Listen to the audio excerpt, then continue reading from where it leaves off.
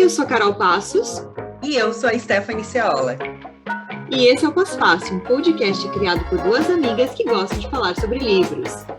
Nós somos jornalistas, estudamos literatura e falamos aqui sobre livros que lemos com muito bom humor e zero pretensão. Vem com a gente! Olá, pós-faceiras, pós-faceires, pós-faceiros. Estamos aqui interrompendo um papo sobre gatos e Big Brother para gravar esse episódio sobre guerra. Olha só, que descontraído. Nesse momento a gente tá vivendo coisas que, pelo menos eu nunca imaginei que a gente viveria, né? Tem pandemia, tem fascismo e agora tem uma guerra aí na Europa pra gente acompanhar na Globo News 24 horas por dia. Não tá sendo fácil. No episódio que a gente fez na semana do Dia da Mulher, a gente lembrou de uma frase do Mia Couto no livro Mulheres de Cinza. Viu como a gente tá com uma especialista em Mia Couto aqui? Em que ele mostra o quanto são as mulheres as principais vítimas das guerras. E quando a gente fala do Mia Couto, eu e a Carol, a gente sempre lembra da nossa amiga Gisele Krama, que está aqui, jornalista, doutoranda em literatura. A Gi pesquisa o livro Terra Sonâmbula, do Mia Couto, que tem como pano de fundo justamente uma guerra. E ela me contou que manja tudo sobre isso. Especialista em guerra, parece. Correspondente. Praticamente. Então a gente convidou a Gi hoje aqui pra gente falar sobre como as guerras são retratadas na literatura. E eu já vou passar para você se apresentar, falar desse livro do Mia Couto e de como que a guerra está representada ali. Bem-vinda, Gi. Muito obrigada pelo convite, é sempre bom falar do Mia Couto. Amamos. E a gente se empolga, né? A Mia Couto, se quiser vir aqui... Tá convidada para nossa festa, Mia Couto. Alô, Mia Couto. Eu já estudo Mia Couto há algum tempo, trabalhei com ele no mestrado e agora no doutorado. No mestrado, foquei basicamente na parte de mulheres, uma análise das personagens femininas nas obras A Confissão da Leoa e O Outro Pé da Sereia. E eu trabalhei com uma coisa que foi muito tabu dentro da literatura africana, que é analisar a partir da psicanálise, né? Os conceitos de luta e melancolia. Então é muito pouco retratado. E pra mim, assim, na época eu não conhecia por desconhecimento mesmo de que tinha esse tabu. E na hora que eu li as obras, eu já me veio muito processo, assim, um processo mesmo de análise. Que as personagens, elas sofrem traumas, ela tem vários sintomas. E aí, a partir do momento que elas começam a relatar o que elas viveram, a contar, elas começam a se dar conta e ter essas lembranças e lidar com os traumas delas, assim. Então, foi um processo bem legal. E a gente, quando você trabalha com Mia Couto, tem muito isso, essa fase, primeiro encantatória, né? Sim. Ele tem uma linguagem muito... É uma linguagem onírica, ela é toda uma linguagem que te atrai muito, é muito atrativa. Aí depois você começa a entender muito mais a questão do contexto, o porquê daqueles relatos, né? Porque são narrativas que, apesar de serem muito bonitas, elas são muito densas, muito chocantes em algumas perspectivas, né? E no caso dessas duas obras que eu analisei, é muito forte a questão do abuso sexual, a violência contra a mulher, o abandono, solidão. Então, isso tá muito atravessado e que não é uma particularidade de Moçambique, é algo que atravessa todos os países, faz parte da nossa realidade aqui também, que o autor, ele trabalha de uma maneira bastante refinada, uma maneira bastante sensível até. E aí agora, no doutorado, eu resolvi mudar um pouquinho, não focar muito nessa questão feminina, e tratar muito mais da literatura, entender realmente o que significa o trabalho do Mia Couto, assim, o que ele representa para Moçambique e para o restante das pessoas. E aí a ideia é entender como essa obra se consolidaria como se fosse um épico mesmo, uma literatura fundacional, né? E aí eu pego como objeto de análise a Terra Sonâmbula, que é o primeiro romance do autor, e que foi também um dos mais conhecidos, mais repercutiram, assim, e já lançado em 92, e virou filme, tem uma série de produtos a partir, tem um filme, tem no YouTube. Tem no YouTube, bem legal, e a diferença é que eles trabalham boa parte da narrativa em línguas banto. Então, contextualizando, assim, um pouco do trabalho do Mia Couto, ele é um escritor bastante produtivo, que é o terror da gente que faz crítica sobre ele. Porque quando você acha que já leu tudo, daí você percebe, não, tem mais coisas. Muitas obras não chegaram no Brasil ainda, muitas coisas só circularam em Moçambique, as primeiras mesmo. Cronicando, são muitas obras que circularam mais ou em Moçambique ou em Portugal, assim, eles publicam boa parte em Portugal também. A editora Caminho é bem importante, é a que tem levado as obras, não só do Miyakoto, Paulina Chiziane, outros escritores. Tô lendo ela nesse ela é momento. querida, né? Niket é o nome do livro? Isso. Tô lendo, tô apaixonada por essa mulher. Ela é uma querida. Já conheci pessoalmente. Pessoal tem tudo. Pessoal tem tudo. Né? Tem que ser chat. A gente pode... Tem foto com minha conta também. Tem. Né? A parte boa de ser crítica e não ser mais jornalista, que a gente pode ser chat daí. Tá liberado tietar. Ou não muito, eu acho também, né? Também. A gente tem que ter uma visão crítica, né? Mas... Como não tietar minha Mas como conta? não? Meu Deus, gente, como não? Enfim. Ele só não responde e-mails, tá? Ele só não responde e-mails. Não, ele responde pra dizer que tá muito ocupado e que ele vai olhar as perguntas e depois ele não responde. Tá bom. Tá ótimo. A gente que entende. E aí, ele muito produtivo, né? Como se não fizesse outra coisa a não ser escrever. Tem mais de 30 obras publicadas.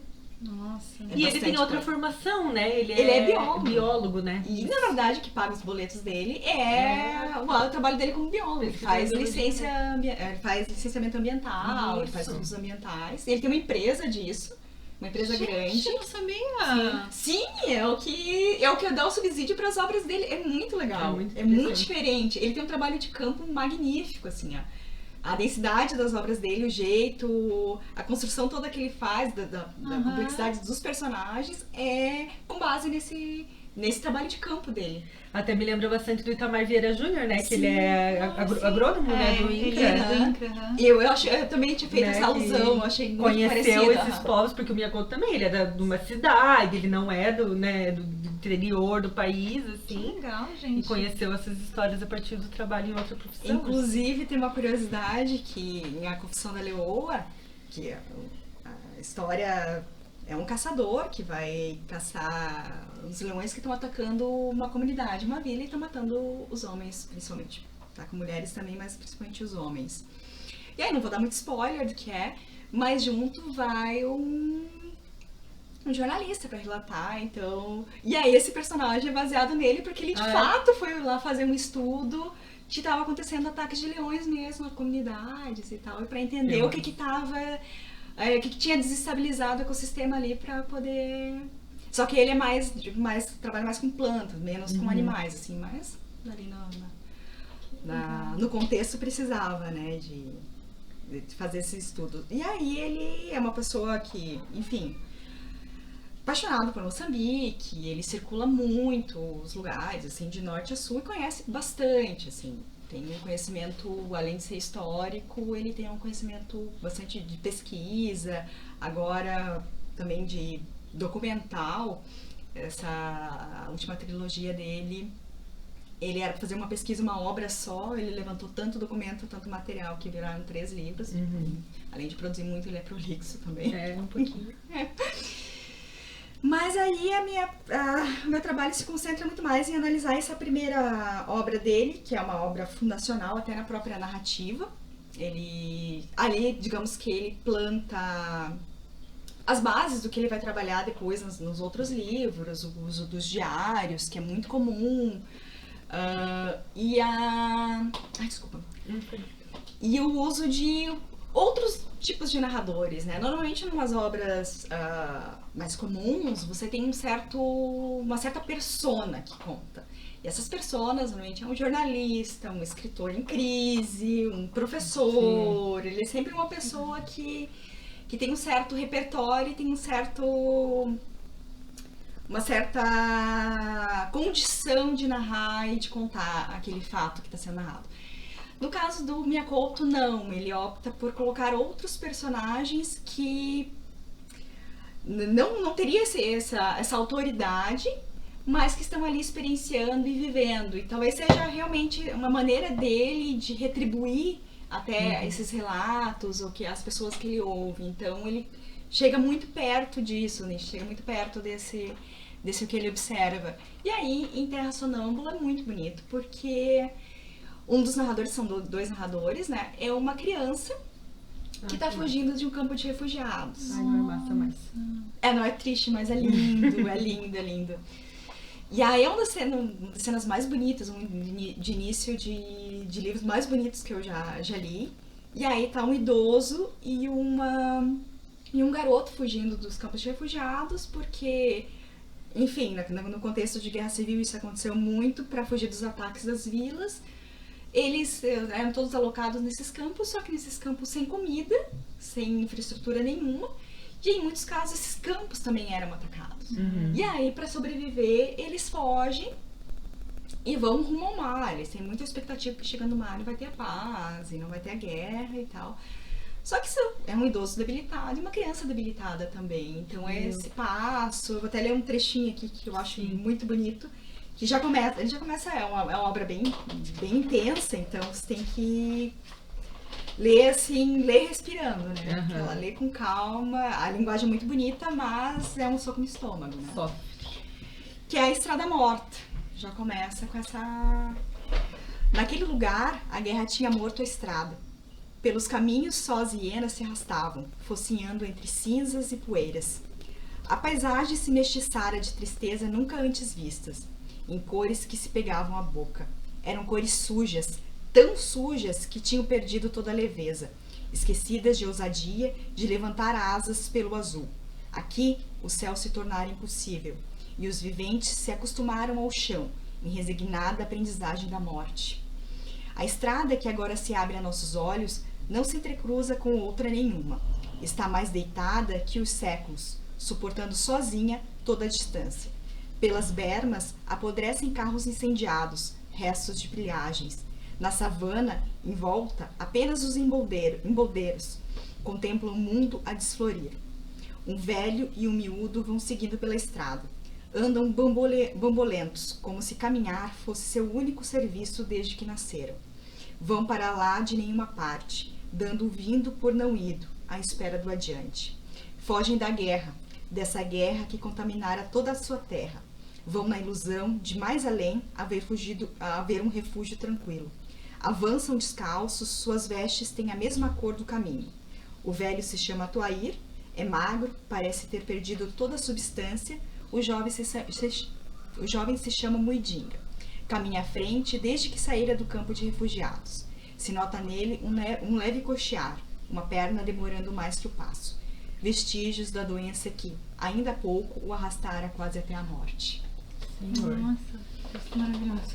E aí, esses dois, caminhando lentamente, eles encontram um ônibus queimado. E aí, todos os cadáveres queimados. E na frente, um homem, um jovem, que está morto com uma mala na frente do ônibus e que não tinha sido queimado. E aí, em busca de mantimento, eles abrem essa mala e essa mala tem cadernos.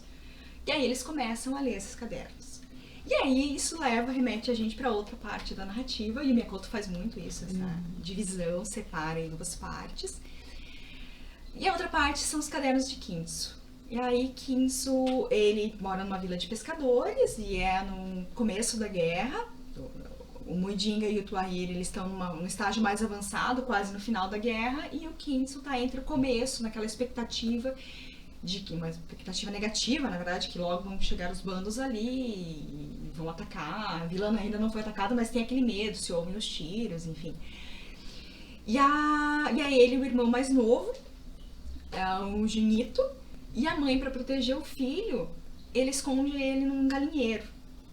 E aí, para que ele se comporte como as galinhas e os bandos não ataquem, não matem a criança, e a criança desaparece. E a mãe enlouquece, porque... Imagina, um filho mais novo e toda aquela coisa. E a mãe, ela começa a parir filhos mortos. Então ela tem toda uma questão fantástica ali na literatura, na escrita do Miyakoto.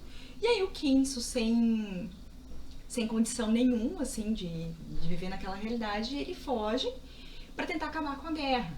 Então ele quer virar um guerreiro na Parama, que seriam os únicos que conseguiriam acabar com aquele conflito. E aí nessa fuga, é uma fuga também fantástica, tem uma série de coisas, ele vai num barco e é assombrado pelo pai dele, pelo espírito do pai dele, que não queria que ele saísse da vila. E aí ele chega e começa a conhecer pessoas, que são pessoas que estão fugindo da guerra, e numa nesses lugares ele tem uma série de pessoas acumuladas perto de uma praia, esperando mantimento, e ele vai até um barco, um navio abandonado, e encontra uma moça que enlouqueceu.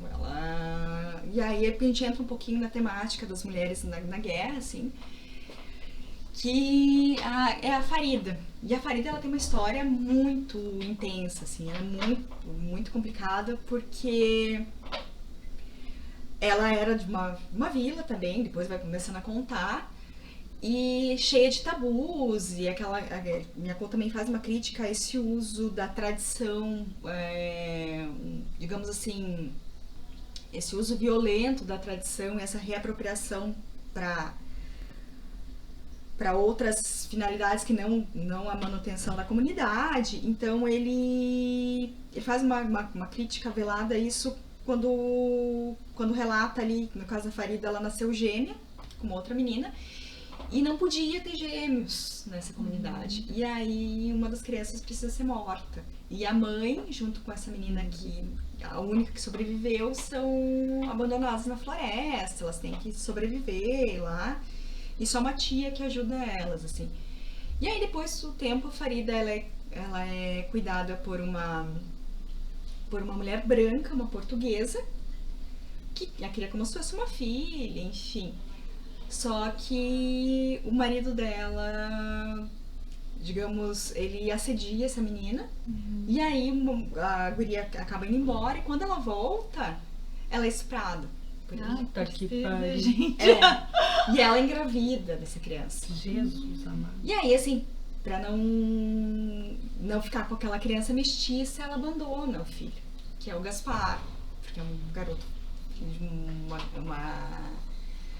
homem branco, com uma mulher negra, e tem todo um preconceito contra os mestiços, enfim, os mulatos. E aí ela larga a criança e vai embora, assim.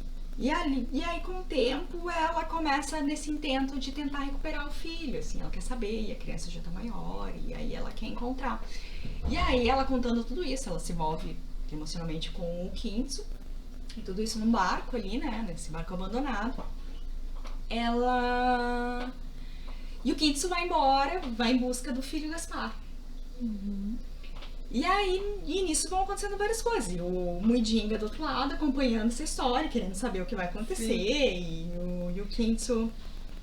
E o que é muito interessante, porque o Muidinga, ele é uma criança, e ele não sabe quem são os pais dele, ele não sabe nada sobre a família, ele não lembra de nada antes do campo de refugiado.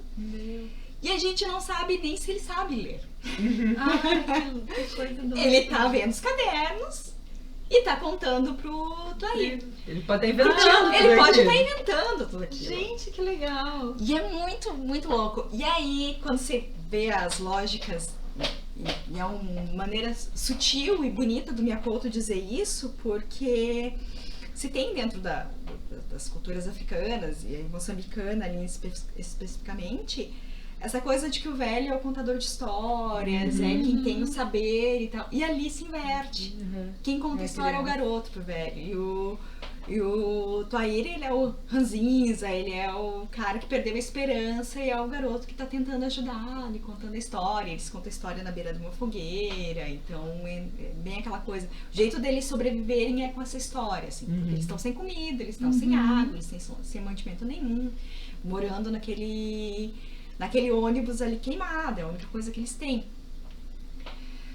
E aí nisso começa a construir no Muidinga a ideia e o desejo dele de que ele é o Gaspar.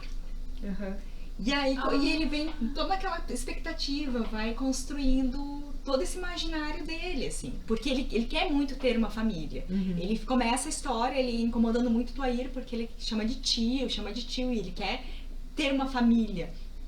E aí é o que eu trabalho muito, que é muito essa metáfora do que é essa literatura fundacional, assim. Que o Muidinga é como se fosse uma Moçambique ele destruída e que precisa encontrar uma família, mesmo seja uma questão ficcional, assim, precisa se apegar a alguma coisa. Então, é esse escrito que vai dar base para o garoto, para eles continuarem andando, para eles continuarem caminhando em busca de um lugar seguro, né?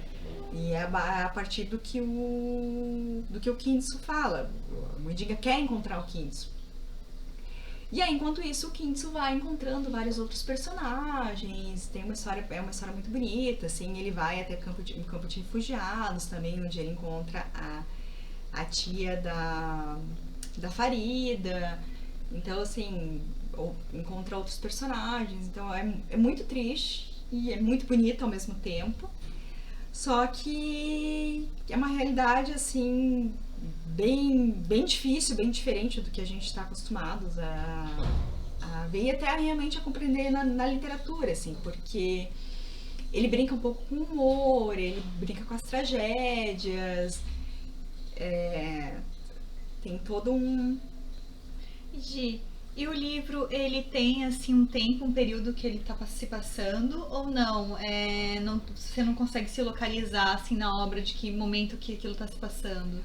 Não, se você não tiver subsídio nenhum, você não consegue entender em que período que é, assim.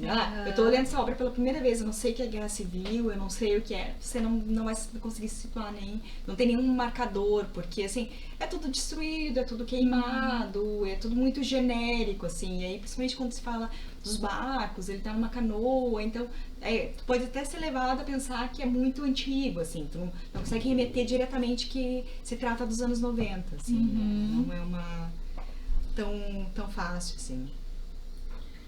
E uma dúvida que eu tenho é sobre, tipo, o que motiva essa guerra civil lá, sabe? Não sei se isso tá no livro, mas se você sabe, você mesmo, assim, tipo, por que os caras estão lutando, assim? É uma briga por poder, assim, né? O que acontece? Qual que era o contexto ali nos anos 70? Era contexto de Guerra Fria, né?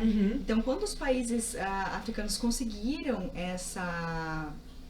a independência, conseguiram se consolidar enquanto nações, eles precisavam fazer uma adesão. E era uma coisa bem binária. Ou você aderia à União Soviética e virava um Estado socialista, ou você era capitalista e tinha apoio dos Estados Unidos. E aí vai. E aí Moçambique fez a sua luta armada, fez a luta armada pela independência, bastante legítima até, no estilo revolucionário, enfim. E eles tiveram uma adesão socialista. E nessa adesão socialista é aquela lógica bem tradicional, bem espelhada na União Soviética, partido único, partido liderado por homens administrando o país. E eles tinham uma lógica muito moderna e que acabou confluindo com muitas coisas que o colonialismo já pregava, sabe? Tinha uma questão de modernização, apagamento das tradições, tinha que ter uma indústria forte, centros urbanos fortes, e o interior do país foi muito negligenciado. E aí nisso, obviamente quando você negligencia uma parte do país, essas forças vão querer... E aí, se você tem esse posicionamento como eram deles, eram socialistas, você vai ter outras forças que vão querer apoiar quem é contrário. E aí nisso surge a Renamo, que é a Resistência Nacional Moçambicana, que é um movimento anticomunista, conservador, e que recebe apoio dos Estados Unidos, África do Sul, a Rodésia, que vai dar armas para eles, e aí começa o conflito.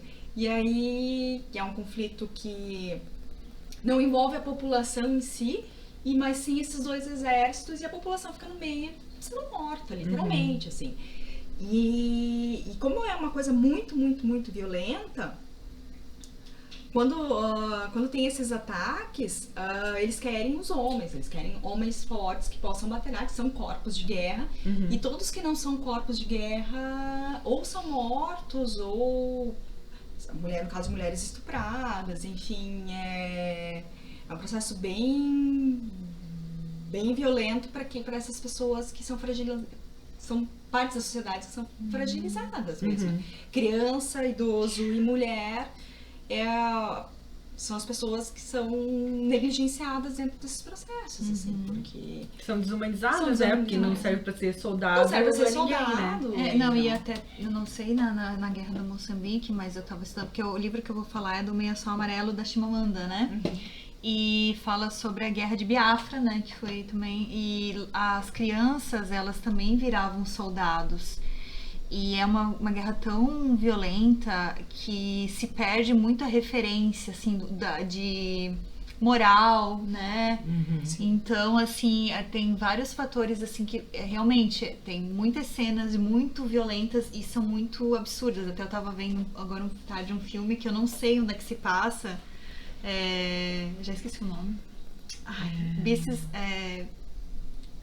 of No Nation. É bem naquele... Gente do céu! E é isso, ele mostra a história de um menino virando soldado, né? Então acho que tem, não sei se no Moçambique também era assim, mas tem o medo das mães que os filhos virem soldados, né? Porque se perde tudo, né? Se perde ali o direito à infância, se perde as referências de valor e tudo mais, né? Então não sei se também em Moçambique foi assim, mas eu tava lendo sobre a guerra da Nigéria e me lembrei disso. Então, nas representações que o Miyakoto faz, não traz nenhuma referência à criança soldado.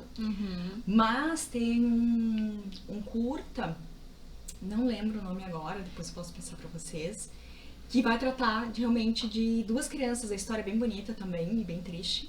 De duas crianças soldados que elas se encontram, uma é capturada pelo exército inimigo e você não sabe quem é quem, você não sabe quem é o exército da Frelimo e quem que é da Renan. A ideia é justamente essa, né? Você não saber quem tá certo, quem tá errado. E aí o outro garoto, outra criança também, ele tem que ficar ali vigiando o preso e aí depois matá-lo. E eles começam a conversar e eles descobrem que eles eram vizinhos. Bom. E aí ele tem uma questão parecida com Terra Sonâmbula, porque na Terra Sonâmbula tem a questão da que quando o Muiding ele começa a ler as histórias pro Tuair, a Terra começa a se reconstruir, as plantas voltarem, tudo fica verde, enfim. É bem simbólico, É bem né? simbólico. E no deles, eles passam numa fábrica, que daí já é uma coisa mais urbana. A fábrica começa a se movimentar, começa a fazer barulhos, começa a ranger. Legal. Tipo, a vida voltando. E a questão também do imaginário, né? De você ter a esperança, como tu comentou, né? As coisas se movem, né? E aí parece uma coisa simples, mas que é tudo assim. Se eles parassem e conversassem, eles veriam que tem muito mais em comum do que... Sim. E principalmente que estão colocando dois sujeitos que não tem nada a ver, porque eles não, o poder que está sendo disputado ali não são eles que vão alcançar, não são eles que vão usufruir disso, e eles estão ali morrendo e matando as pessoas que estão próximas ali, sem motivo algum. Não existe para eles, não é um motivo lógico, não é um motivo que faça parte da realidade deles, eles não são inimigos. Sim, muito foda. Bem interessante. Eu tenho vontade de perguntar o final do livro, não vou. Não pergunta. Mas é porque agora eu quero ler. Eu não li o Terra Sonâmbula, você acredita? Eu sou uma fã do Miyakoto que não é Te muito empresta, assim, então. E é bem rapidinho, é uma sentada. Não, o que eu fico de cara é ver que é um livro fino e que tem tudo isso de história, assim, né? Porque na prática ele tem um romance dentro de um romance. São várias Várias histórias. Tipo, meu, é um livro curto relativamente. Os outros dois livros que ele trata de guerra civil também são bem curtinhos, que é A Varanda do Frangipane, que daí os protagonistas são idosos, bem legal também, super indico. E o último Voo do Flamingo, que também é muito triste, muito bonito e icônico. Ele vai trabalhar muito mais com uma questão do humor do que em Terra Sonâmbula, assim, apesar de ainda estar naquele contexto de guerra civil. Esse pós-guerra civil, porque o que acontece quando eles conseguem a pacificação? Eles assinam um acordo de paz em 92, em Roma, e o exército da ONU é que vai garantir essa pacificação. E são da ONU, são os capacetes azuis, mas são os italianos que vão pra lá. E aí, o último Voo do Flamingo começa com isso, assim, com os capacetes azuis explodindo. Nossa. Eles explodem, esses caras, e só restam os pênis deles. Bom. E aí, como eles estão explodindo, eles têm que chamar alguém pra investigar, e aí vai um investigador italiano lá e como assim? Explodem os caras, ninguém sabe a origem dessas explosões, são explosões avulsas e só restam pênis. E aí ele chama uma prostituta, que é uma das personagens centrais, que ela é a única, a primeira e a única prostituta de Tizângara, dessa cidade que é ficcional.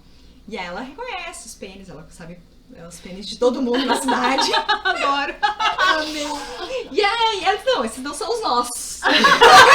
Esses são de fora. Aqui nunca passou nesse aí, não conheço. Esse Esse não aqui passou, não nunca nem conheço. E aí, como ela vai avançando, a narrativa, não vou dar spoiler, mas é muito bom, super indico. Que, aliás, esse foi o primeiro livro que eu li do Miyakoto, já fiquei apaixonada.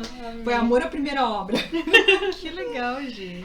Muito bom. Aí na trilogia As Areias do Imperador, né, que tem o Mulheres de Cinzas, que a gente falou, é a guerra da colonização. De colonização. Né? Foi o que, quando eles conseguem prender o Guiana, é o que garante o domínio mesmo de Moçambique para os portugueses. Assim. Ele era o último nativo, digamos assim, um imperador, a se opor aos portugueses. E não que Guiana fosse santo ou qualquer coisa assim, né? É bem um personagem bastante emblemático, né? Ele era imperador e Mas ele é bem interessante isso que ele faz de não defender um lado. Não tem um lado bom numa guerra, sabe? Sim. Não matando um monte de inocente, assim. E eu acho bem interessante isso. Você detesta o exército português da mesma maneira que você detesta o imperador, assim, né?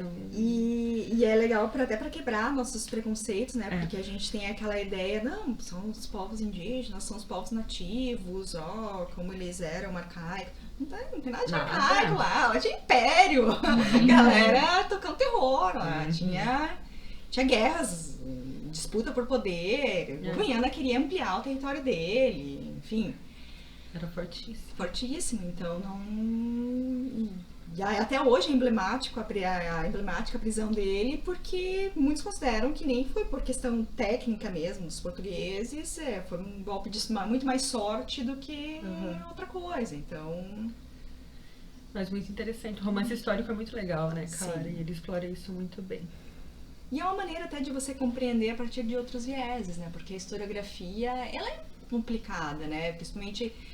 Você não consegue conversar com as vítimas, quando são guerras, como a Guerra Civil Moçambicana ali, que as vítimas ainda estão ali, ainda podem ser acionadas, né? Ok, mas quando são muito antigas, você não tem documentos, e quem documentava, né? E fora que como se passa sempre pelo viés de quem tá no poder também, né? Então... Mesmo que seja ensinado na escola, sempre vai ser com o viés de quem está naquele momento no poder, né? Sim. Quem venceu conta a história. Né? É bem complicado, assim. E o Meio Sol Amarelo, Carol? Então, eu pensei assim, vou ler esse livro, né, pra fazer para esse episódio, porque ano passado eu fiz um curso sobre personagens femininas da literatura contemporânea e uma das personagens desse livro foi citada, né, pela Fabiana Sestes e pela Juliana Cunha. E aí eu pensei, vou ler esse livro. Eu falei, vou ler esse livro. O livro tem 500 páginas, não consegui nem chegar nem no... Mas enfim, mas já tem conteúdo suficiente para falar aqui. Esse livro foi escrito pela Chimamanda Adichie, né? É o segundo romance dela.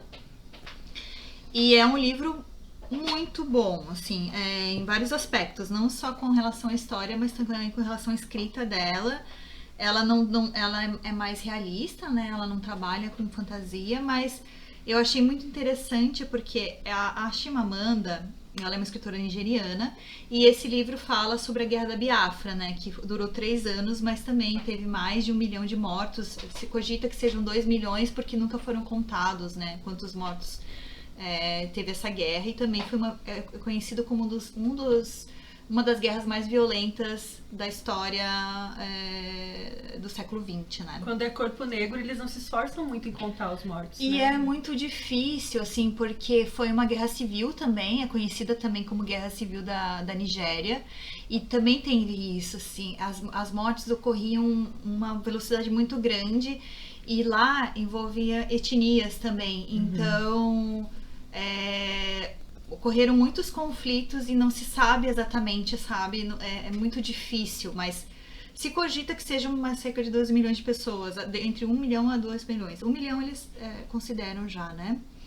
E a Chimamanda, ela resolveu contar essa história porque ela é de origem Igbo, né? Que é uma etnia que na época, essa guerra aconteceu entre 1967 e 1970, durou só 3 anos. E essa etnia é uma etnia associada à elite da Nigéria que queria se desmembrar da Nigéria. Então queria criar uma república de Biafra, que foi como ficou sendo tratada, né?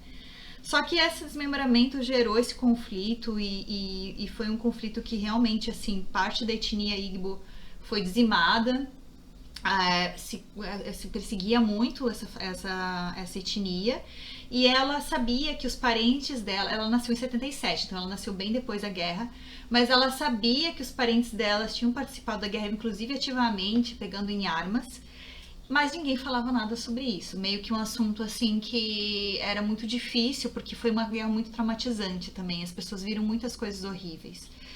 Mas ela queria contar essa história, porque até hoje, na Nigéria, é um tabu falar sobre essa guerra. Eu estava lendo hoje um texto mais cedo, falando sobre um outro escritor que ele falava que ele não aprendeu na escola sobre a guerra da Biafra, ele só foi saber com 14 anos que essa guerra existiu. E aí, por causa disso, porque foi um episódio, assim, que foi horrível para a história da Nigéria, do país inteiro, e causou muitos traumas, a população muito traumatizada por causa dessa guerra.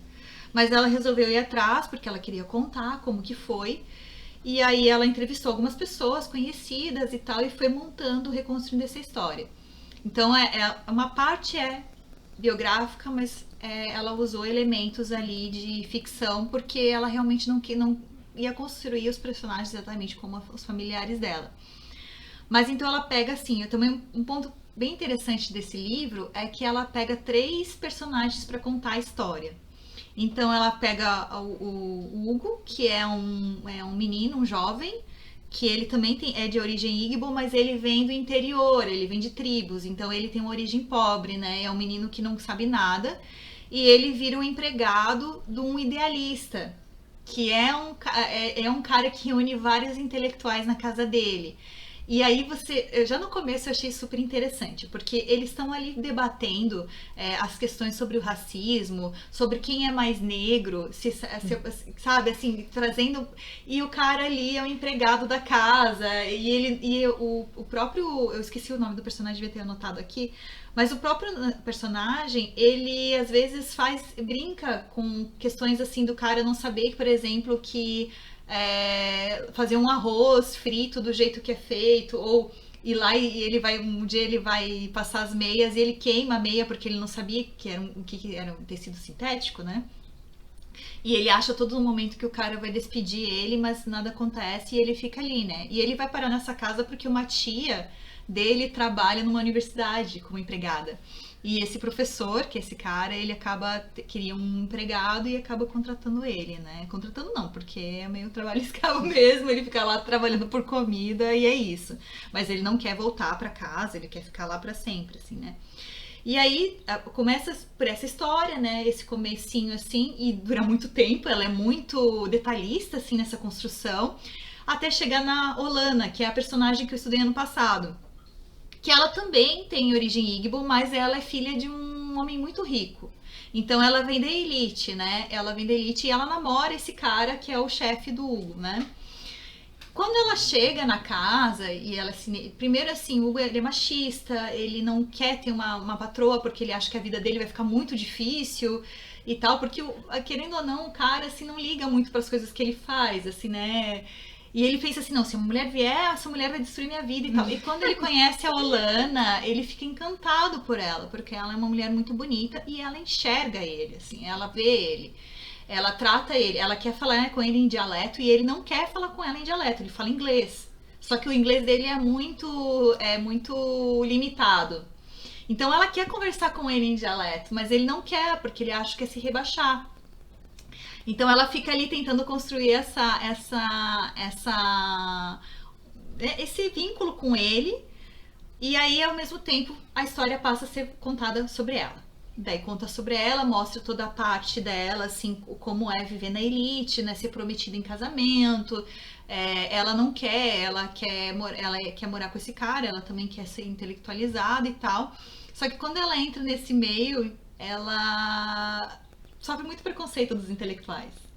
Eles não acham ela boa o suficiente, assim, primeiro porque ela é humanista e eles são todos matemáticos, estudiosos e tal, então eles acham ela menor, não consideram muito as opiniões dela, e ela começa muito a questionar, assim, se as opiniões dela são muito simples para ser falada e tal.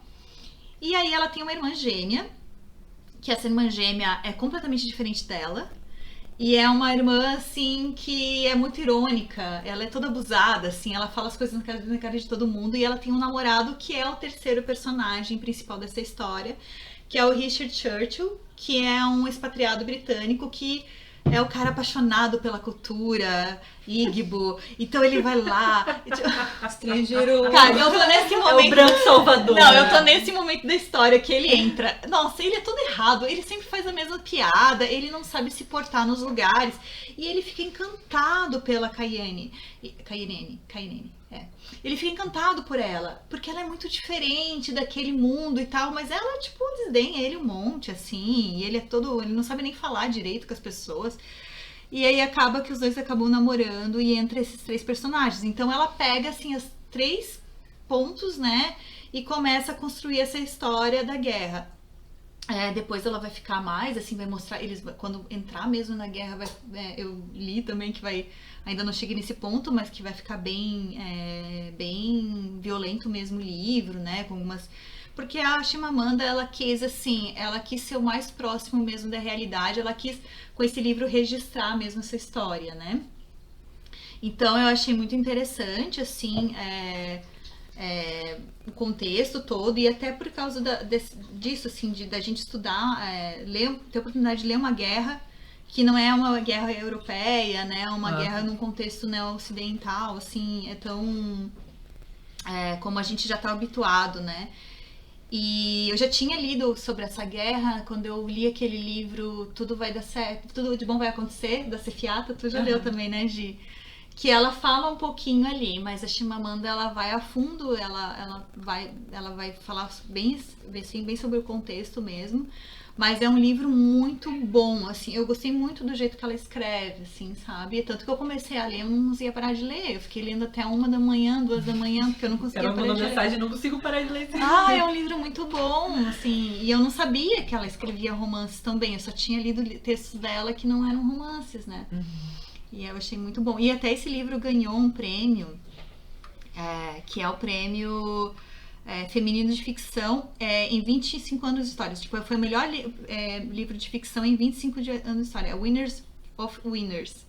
É um prêmio só voltado para mulheres escritoras, e foi um livro considerado um dos melhores dos últimos 25 anos. Então, recomendo bastante, assim, sobre todo o detalhamento da guerra. Eu até tinha pensado em contar aqui, mas eu não sei a fundo, então eu tenho medo de falar uma bobagem. Mas é muito bom mesmo, assim, porque eu gostei muito do relato que ela fez, sabe, sobre a guerra e a forma como ela constrói, assim, tu entende bem como é que funcionava a sociedade na Nigéria, e até, assim, essa questão que até eu acho que é bem comum, assim, né, dos intelectuais, o que é teoria, o que é prática, o que a gente faz na nossa vida, né? Muito legal, assim, gostei bastante. Massa. Eu vou falar do meu livro, mas eu lembrei de outro enquanto eu tava escutando vocês, daí eu vou falar. Eu fiquei pensando, eu devia ter falado desse outro, mas agora foi. Mas preciso mencionar, a HQ é chamada Grama, não sei se vocês já ouviram falar. É uma quadrinista? Quadrinista e escritora sul-coreana chamada, não vou saber falar o nome, óbvio, que é Um Suk Kim. Ela conta, é uma história real que ela conta, e as ilustrações são lindas.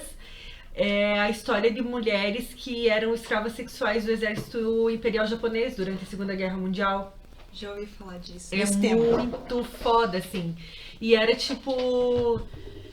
como se fosse uma casta dessas mulheres, assim, que eles montavam os batalhões e sempre tinha do lado um galpão onde essas mulheres viviam, que eram obrigadas a estar ali, pra servir eles sexualmente, assim. E aí ela conta a história de uma dessas mulheres nessa HQ, assim, e aí é muito interessante porque É bem foda de ler, assim, mas é incrível. Eu não conhecia essa história, assim, né? A gente ouve pouco falar, né, a gente ouve aqui falar muito pouco do papel do Japão na Segunda Guerra Mundial mesmo, né? E a gente sabe, sei lá, da bomba de Hiroshima, mas basicamente isso. E eles tratavam aquelas mulheres como se elas fossem bens de consumo, sabe? Precisa ter comida, precisa ter água, precisa ter arma, munição e mulher. Sabe? Tipo, elas são tratadas dessa maneira, assim. E é terrível, assim, o que acontece com elas. Mas é uma história muito bem contada, por uma mulher muito sensível. E a ilustração é linda. Foi lançada aqui no Brasil pela editora Pipoca e Nanquim. Super recomendo. Eu quero ver A gente mesmo, tem- porque já ouvi falar desse tema, e é um tabu até hoje no Japão, não se fala no assunto. Elas foram, tipo, banidas, Banidas, essas mulheres. Não houve um pedido de desculpas oficial do governo. Uma já idosa, ela chegou a entrar na justiça É ela? pra pedir. É a história dela, que é contada é? nesse livro. Dessa então- senhora. Que tá viva até hoje, ela tá na Coreia do Sul e ela luta por um reconhecimento do governo pra situação dessas mulheres. Ela já tem, imagina, quase 100 anos. E elas foram enganadas, porque chegavam nas vilas interior, assim, e diziam que elas tinham que ajudar a defender o país, e elas achavam que iam lá pra trabalhar nas indústrias, pra trabalhar, assim, não pra virar escravas sexuais. Nunca foi. Aí chegavam lá e eles acreditavam nisso, que se tivessem essas mulheres lá ia ajudar a moral dos homens. Olha, a construção Era que esse eles... o papo. E elas, tipo, e o país baniu elas como se elas fossem... Como se fosse culpa delas, assim, né? São uma vergonha pra gente. E elas tiveram que se exilar em outros países depois. É muito Nossa, triste. que horror. Eu lembrei também do Persepolis, quando você É. falou de HQ. Sim, também maravilhoso. É que a gente tem que fazer um episódio sobre HQ. Mas o nosso especialista em HQ, que é o meu namorado, não quer Ele participar. não quer gravar com a gente, vai ser abusado. Não quer. Mas enfim, agora indo pro livro que eu vou falar de uma guerra de gente branca, né? Vou falar da Segunda Guerra Mundial aí, não. Eu tinha uma falha de caráter muito grande, que foi nunca ter lido o Diário da Anne Frank. Por motivo de que eu tinha muito medo de ler. Porque tudo que eu vejo sobre o Holocausto, eu sofro demais, eu choro muito, eu vejo a lista de Schindler, eu fico chorando 3 horas depois. Eu fico... Porque como agora a gente tá vendo na Ucrânia, assim, vem em tempo real na TV, é muito terrível a perspectiva de que tem gente ali morrendo que não tem nada a ver com isso, assim, sabe? Tipo... E isso me... Claro, em todas as guerras é assim, mas me deixa muito mal. E aí eu pensava que se eu fosse ler o diário, eu ia sofrer ainda mais por ser a perspectiva de uma criança falando sobre a guerra. E aí eu achava, tipo, cara, não posso ler isso porque eu vou sofrer demais, não sei o quê. Mas aí no verão desse ano eu decidi que eu ia ler finalmente, assim. E aí eu descobri que a Anne é engraçadíssima. É uma menina muito divertida, uma safadinha. Ela é demais, assim. E ela foi uma pré-adolescente, assim como nós, entendeu? Tipo, não tem nada nela que torne ela diferente da gente, assim. Ela tá lá, ela ganha o diário quando ela faz 13 anos, né? E ela tá lá contando dos flertes dela com a piazada da escola. E, tipo, a guerra já tá acontecendo. Ela menciona a guerra, né? Porque, por exemplo, naquele momento, ela já tem que estudar numa escola que é só pra crianças judias lá. E ela tá na Holanda, né? E as coisas vão acontecendo, mas ela tá mais preocupada. Ela tem 13 anos, gente. Ela tá mais preocupada em ir no cara que falou que quer dar um beijo nela, na amiga, sabe, na festinha, no não sei o que. As preocupações dela são outras. Então, a guerra tá ali. Como, tipo, naquele momento, eles não tinham tanto acesso à informação sobre o que de fato estava acontecendo, tipo, né, campos de extermínio e tudo mais. A guerra é um medo, mas é um medo que eles não sabem nem exatamente do que eles têm medo, assim. Tipo, ela sabe que ela odeia o Hitler. E ela sabe que ele tá fazendo coisas horríveis, mas ela não sabe exatamente o que são essas coisas horríveis. Então aquilo vai meio que entrando, assim, nas entrelinhas, né? E é um relato totalmente pessoal, assim. E uma coisa que ela é muito maravilhosa, que ela faz nesse diário, é que, assim, eu fui lendo e eu entrei tanto naquilo que eu esqueci que era uma história... Eu esqueci o final da história. Eu esqueci que eu sabia que a Anne ia morrer. Assim. Eu fui acompanhando ela conforme as coisas iam acontecendo. Então, assim... quando a família dela tem que se mudar pro anexo onde fica escondida, né? Que era um prédio anexo à empresa do pai dela. Eles vão, porque a irmã dela... A família tá correndo risco de ser chamada de ser presa, assim, né? Ou de ser chamada pra servir, enfim, a família tá correndo risco. E ela fica assim, ó, ela tá muito mais puta por estar num anexo com uma outra família lá, além da dela, com gente que ela não gosta, de estar dividindo um espaço pequeno, de não poder sair, do que, tipo, o que faz eles estarem ali. Mas assim, eles acompanham as notícias pelo rádio, eles estão sabendo mais ou menos o que tá acontecendo, eles ficam 2 anos lá, né?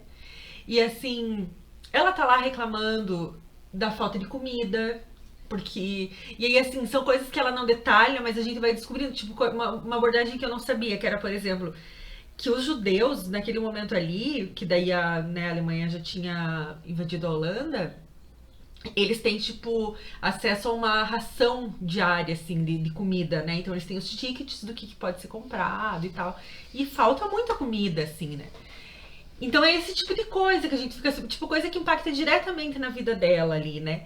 Mas assim, ela tá o tempo todo fazendo piada, ela é tagarela, o pai dela faz questão que ela e a irmã dela estudem enquanto elas estão ali mesmo no isolamento, né? Então tem livros, ela estuda, ela quer ser escritora ou ela quer ser estrela de cinema, ela é super sonhadora e ela viaja pra caralho. E assim, briga com a mãe, ela tá naquela fase ali da adolescência em que a mãe vira a vilã, mas ela tem um super apego ao pai. Ela e a irmã têm uma pequena diferença de idade, tem um momento que elas se distanciam. No início a Anne nem menciona o Peter, que é o menino da outra família que tá lá dividindo o anexo com eles. Depois ela se apaixona por ele, ela dá o primeiro beijo nele ali e vai contando como é que é essa aproximação. Assim, eu lendo, eu entendo que ela tá apaixonada, mas ela não entende enquanto ela tá contando, sabe? Então é muito bonitinho de ver, assim. Fala, ai, não sei, eu gosto tanto de ficar perto dele, sabe? Umas coisinhas assim. Tipo, que eu escreveria no meu diário quando eu era adolescente, assim. E aí ela vai chegando num momento em que ela tem muita esperança de que a guerra vai acabar, assim. Que a guerra tá acabando, sabe? Então, a gente acompanha aquela esperança dela. Você acompanha. E, de fato, né? A guerra acabou por pouquíssimo tempo depois, assim, né? E aí, o diário, óbvio, ele acaba abruptamente, assim, né? Porque descobrem que a família tá lá. A gente não fica sabendo isso por ela. Isso a gente sabe depois. O diário simplesmente acaba ali nesse momento em que ela tá ali próximazinha do Peter e não sei o que, as coisinhas tão assim, ela tá feliz, assim, sabe? Ela não tá triste, ela não tá... E ela tá super sonhando sobre, tipo, como é que vai ser a vida dela depois. Ela queria muito ser famosa, assim, isso era fato. E ela foi, né? Ela é famosa, assim. Bom, o diário acaba, aí a gente fica sabendo de outras maneiras o que aconteceu com ela, né? O que aconteceu com a família. Os judeus encontraram eles escondidos no anexo, levaram eles para o campo de concentração. O pai foi separado delas, depois a mãe foi levada para outro campo e ela e a irmã conseguiram ficar juntas no campo de concentração. Elas tiveram febre tifoide e morreram de fome meses depois, assim. E a guerra acabou pouquíssimo tempo depois. Foi tipo um mês e pouco, assim. Então é muito triste, assim, de pensar o quanto chegou perto dos sonhos dela terem se realizado, assim, né? Porque você realmente cria um vínculo, assim, com ela, né? Lendo um diário, assim. É cruel, né? É muito cruel, porque você vê assim, ó, são sonhos de uma menina comum, assim, sabe? Podia ser eu ali, assim, né? E depois de ler o livro, a primeira coisa que eu fiz foi, porque tem um museu, né, Anne Frank, lá em Amsterdã, que é no anexo, né, que eles ficaram escondidos. E dá pra fazer uma visita online pelo museu. Bem legal, eu já visitei umas 4 vezes de lá pra cá. E assim, você consegue visitar cada cômodo e também eles explicam quem é cada pessoa que morou ali. E tinham pessoas de fora que ajudavam eles, né? Que levavam alimentos pra eles e tal. Então, quem são essas pessoas, né? Uma delas era tipo a secretária ali do pai dela, que foi a pessoa que encontrou o diário depois que eles foram levados. E que guardou o diário. E aí, da família toda dela, só quem sobreviveu foi o pai. Então, quando o pai dela voltou, foi liberado, essa mulher entregou o diário. Falou, aqui tá toda a história da Anne e tal. E aí, o pai dela decidiu publicar, né? Nos anos 60. Parece que ele tirou algumas partes, assim, porque a Anne era bem crítica, então às vezes ela reclamava um pouco do pai, da mãe, da relação. Parece que ela falava muito mal da mãe dela. A gente tem um pouco de acesso a isso, mas não tanto, mas parece que algumas dessas partes ele extraiu pra tentar preservar a memória da esposa dele também, né? E aí, um pouco depois, eu vi aquele filme, foi você que me indicou, né? Que tem na Netflix, que se chama Anne Frank, Minha Melhor Amiga. Que é baseado num livro que foi escrito pela Hannele Goslar, que foi amiga de escola da Anne, elas eram super próximas, assim. E as duas eram judias, então frequentavam a mesma escola e tal. A Hannah, ele também foi levada para um campo de concentração.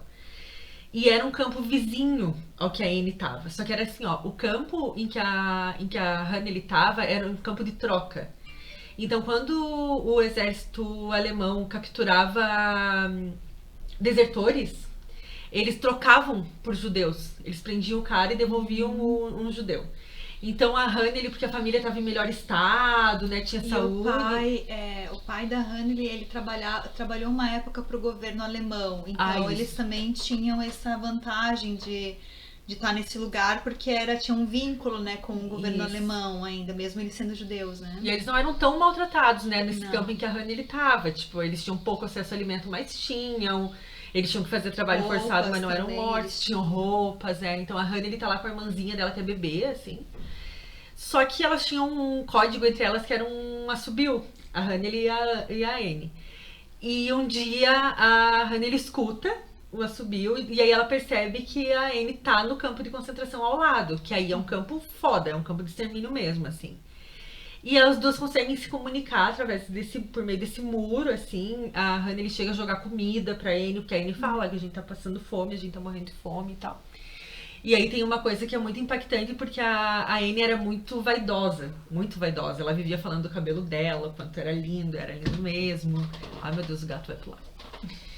E aí tem uma imagem no filme, que eu acho que é o único relato, né, que tem nesse livro da Hannah, de como a Anne tava num campo de concentração. E aí no filme aparece, assim. Triste. E é horrível, assim, é horrível. Parece muito brevemente, né? Mas... E diz que é verdade essa da comida. Ela conseguiu realmente, ela jogou e realmente foi roubada a comida, né, e tal. Mas essa cena ocorreu de verdade. O filme mostra 2 vezes, né? Mas uma vez ocorreu mesmo, assim, delas conversarem as duas. É muito triste, assim. E aí aparece a Anne lá, eu não vou, né, veja um filme, assim, mas me pegou muito porque, eu tive que pausar o filme na hora, assim, ficar chorando, porque daí eu já tinha todo aquele apego àquela menina do diário, e aí saber daquilo e ver aquilo, assim, né, foi muito triste. E o que mais me dói é que a Hannah, tá viva até hoje. Ela tem 93 anos, ela mora em Berlim, e, né, tipo, a Anne também podia estar, assim, né, então, assim... eu vou pro momento Stephanie Pistola, porque tem cara de pau que até hoje vem querer me defender que pode existir um partido nazista porque não tem conhecimento do que foi o Holocausto. E tem que ser muito burro e muito mau caráter, um filho da puta, pra dizer uma bosta dessa, assim, né? E, assim, todas as informações sobre o Holocausto estão aí, a gente cresce sabendo disso e tem esses relatos no cinema, na literatura, em tudo que você procurar, né? E, assim, não é algo com que se possa brincar, né, gente? Não se brinca com uma coisa dessa, assim, né? Não... Isso tem que ser levado muito a sério, porque isso não pode acontecer, né? A gente sabe, tipo, essa guerra que tá rolando. E a gente sabe que tem grupos neonazistas lá. Claro que não é a justificativa pro louco do Putin invadir o país e tudo mais, mas, assim... o nazismo tem que ser repudiado de qualquer maneira, né? Isso não pode não pode existir a possibilidade que alguém apoie isso, assim, né? Isso que aconteceu. E a Anne mostra isso de uma maneira muito delicada, muito sutil, muito nas entrelinhas, mas assim, os caras acabaram com vidas como a dela, que era uma menina que só queria viver. Assim, ela não tinha pretensões absurdas, ela tava só curtindo a vida, assim, e morreu de fome. Num campo de concentração. É legal também que esse filme ele mostra bem essa fase também delas, assim, bem meninas, né? Tipo, mostra a Anne também bem como é no... Serelé. Ela era muito arteira. Muito arteira. Era muito legal como aparece, assim, também. E ela fala, assim, no livro, ela vive fazendo autocrítica da Anne, assim, tipo, vivem dizendo que eu sou muito tagarela, e não sei o que, não sei o que. Porque ela parece ser muito mesmo, assim, né? Tipo, ela falava que dava na telha, ela não tava nem aí. E ela era uma menina muito moderna pro tempo dela, né? Pensa que isso aí era a década de 40, né, gente? E, assim... Ela era muito pra frente mesmo, assim, os papos que ela tinha, as coisas que ela pensava, a família dela também, assim, uma família bem... bastante moderna, assim, para aquele momento, assim. E o choque é ter essa dimensão muito mais emotiva e muito mais cotidiana, que é o que a gente não tem, né? Quando a gente sempre vai saber esses relatos de guerra, bom, os povos judeus eram assim, os nazistas eram assados, e a gente não tem dimensão dessas entrelinhas, do que... Não é humanizado, Não é humanizado, assim, e aí a gente tem só aquele discurso pronto, a gente adere a ele ou não, e deu, né? Agora, quando chega num relato desse, saber qual que é o dia a dia, o que era esses dias eu tava assistindo numa série, coisa tola, assim, que abordavam o terrorista, e sempre, categorizado como terrorista e tal. E aí o cara tá lá comendo chocolate, tipo, aí como é que tu vê assim, não, olha, como é que não se constrói, não se tem como que uma pessoa que tem necessidades, que tem sentimentos, independente do ato se vai ser certo ou errado, depois, eticamente, o que vai fazer, mas... Tudo é muito complicado, tudo é muito complexo. E ou a gente, tipo, agora a gente tá acompanhando uma guerra em tempo real, assim, né? É o bombardeio, são as coisas grandes que a gente vê, né? Tipo, bombardeou o teatro com 1000 pessoas dentro, inclusive crianças, sabe? Mas a gente não sabe como é que estavam essas 1000 pessoas vivendo lá dentro. A gente sabe que elas podem ter morrido, todas elas, assim, né? Mas a gente não sabe como é que elas estavam vivendo ali. Ali no Diário da Anne, tem um momento em que ela relata alguns momentos que eles relatam ouvir bombardeios. Mas é uma coisa meio que distante, assim. Então é muito mais, tipo, o cotidiano daquilo, assim, né? Tipo, porra, faz uma semana que a gente só come batata, sabe? É meio que... Então, assim, são outros impactos da guerra que às vezes a gente não... Né? Quando você vai ler um livro que é um livro-reportagem sobre a guerra e tal, às vezes a gente não tem acesso a esse tipo de informação, né? Então, acho que o legado que ela deixou, assim, foi incrível, né? Ela morreu com 15 anos... E não tem como não pensar, tipo, que vida ela podia ter tido, assim, né? Então, considero minha amiga, Anne Frank, minha amiga pessoal, eu me senti muito próxima dela, assim, eu me sinto ainda, muito... E dá pra criança ler, tipo, dá pra adolescente ler numa boa, porque justamente por isso, ela torna aquilo tão leve, assim, porque ela tá tão preocupada com outras coisas, assim, se você não lembrar que ela morreu, dá vontade, sabe? Eu vi que tem escola que faz trabalhos com crianças ou adolescentes para eles escreverem um final alternativo para a história da Anne. Tipo, o que teria acontecido se ela tivesse sobrevivido, assim. E eu acho que é um baita exercício para se fazer, assim. E eu fiquei imaginando muito isso depois, assim. O que teria acontecido, sabe? Tipo, a guerra acabou, eles estão ali no anexo e eles são libertados e como é que a vida dela ia seguir, assim, né? Então acho que a gente também pode fazer esse exercício de imaginação para aliviar, assim, um pouco, né? Tipo, podia ter dado tudo certo. E é isso! É isso? Acabamos? Falamos tudo? Ai, muito triste falar de guerra. Não quero guerra, não quero. Chega de guerra. Ai, pelo amor de Deus, gente, sabe? Hoje eu vi um vídeo, assim, cara, é muito engraçado nas redes sociais, né? Aí era assim, tipo, uma pessoa abrindo, assim, era uma musiquinha triste da pessoa. Pare a guerra! Meu amor, você não adianta nada. O Putin vai ver. Ai, realmente, essa pessoa abriu esse cartaz, agora eu vou parar. E, tipo, para a guerra, a pessoa. Não, né? Enfim. Então tá, gente. Mas de repente, ouvindo o pós-fácil, ele para, né? Você acha claro, se alguém souber russo. Gente, aí tiver o contato do Putin e mandar pra ele. Alguém tradutor de russo aí pode traduzir pra ele. Diz pra ele, Anne Frank. Então tá, né? Então acabou. Então, muito obrigada, Gi. Eu agradeço o convite. Foi muito legal. Tenho certeza que tu poderia falar horas. Tem 12 páginas de Tu resumiu bem? A gente vai disponibilizar as 12 páginas da Gi. Do pequeno roteiro que a gente fez. Muito maior que o nosso. Pra esse episódio. O roteiro da Carol tinha 2. Então eu tinha 12. Mas vamos fazer aquele convite pra seguir o fazer o convite pra seguir o Pós-Fácil Podcast nas redes sociais e também lembrar de assinar a nossa news, que a gente vai pôr todos os links como sempre lá. E é isso, muito obrigada mais uma vez.